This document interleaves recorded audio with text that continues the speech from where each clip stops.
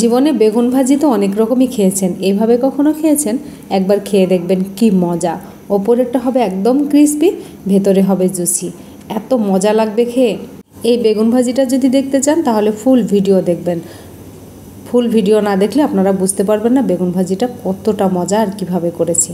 আসসালামু আলাইকুম এভরিওয়ান, মণিমার রান্নাঘরে আপনাদের সবাইকে জানাই প্রাণ ঢালা ভালোবাসা। কেমন আছেন সবাই?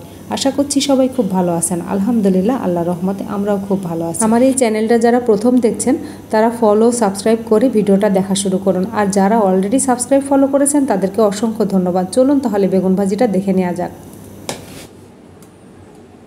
বেগুন ভাজি করব।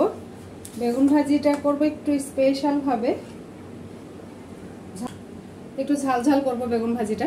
মরিচ দিয়ে দিলাম 1 চা চামচ, দিলাম গুঁড়া মরিচ, পরিমাণ মতো হলুদ।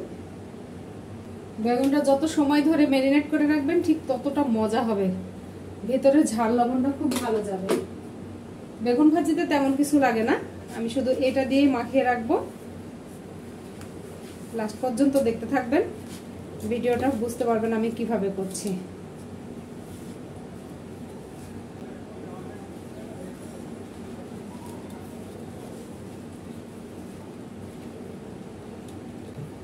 মাখানো কমপ্লিট, লবণটা খুব ভালো মতো ভেতরে ঢুকুক, তারপরে আমি প্রসেসটা করব। এমন কোনো মানুষ নাই যে বেগুন ভাজা পছন্দ করে না, আমার তো ভীষণ পছন্দ, আমার বড় ভীষণ পছন্দ করে। করব হালকা পরিমাণ কর্নফ্লাওয়ার দিয়ে নেব, তাহলে কি হবে, এটা খুব ক্রিস্পি হবে, খুব ভালো লাগবে খেয়ে। দেখি যদি আরো লাগে তখন পরবর্তী সময় দিব। আর এটা এইভাবে করলে বেগুনটা ভাঙবেও না, বেগুনটা সুন্দর শক্ত হয়ে থাকবে। এভাবে সবগুলোর গায়ে আমি কর্নফ্লাওয়ার লাগিয়ে নেব, খুব বেশির প্রয়োজন নাই। কোনো অনুষ্ঠান বাড়িতে যদি এইভাবে একটা বেগুন ভাজি থাকে দেখবেন অনেক ভালো লাগবে। আর বেগুন যখন অনেক ভাজা হয় তখন কিন্তু ভেঙে যায় বেশি। হ্যাঁ, এভাবে দিলে একটুও ভাঙবে না, উপরটা থাকবে একদম ক্রিস্পি, ভিতরটা জুসি। যে সব কর্নফ্লাওয়ার মাখিয়ে নেওয়ার কমপ্লিট, এখন আমি যার জন্য চুলায় যাব। সবগুলো এইভাবে মাখিয়ে রাখতে হবে 10 মিনিটের জন্য। তেল দিয়ে দিয়েছি, যতটুকু পরিমাণ লাগবে ঠিক সেই পরিমাণ। দেখুন এখন কেমন হয়েছে, বেগুনগুলো ঠিক একদম কোটিং হয়ে গেছে। একটা করে দিয়ে দেব, এখনই নাড়া যাবে না, এক সাইড খুব ভালো মতো হওয়ার পরে, নাহলে কর্নফ্লাওয়ারটা খুলে যাবে।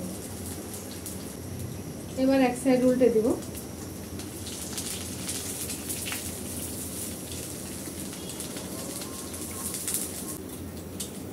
বেগুন ভাজা হয়ে গেছে, দেখুন কি সুন্দর কালার হয়েছে। এই যে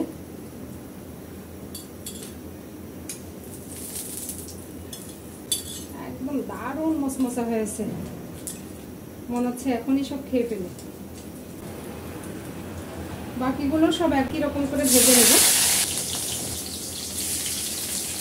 এটাও ভাজা কমপ্লিট হয়ে গেছে, তুলে নিলাম।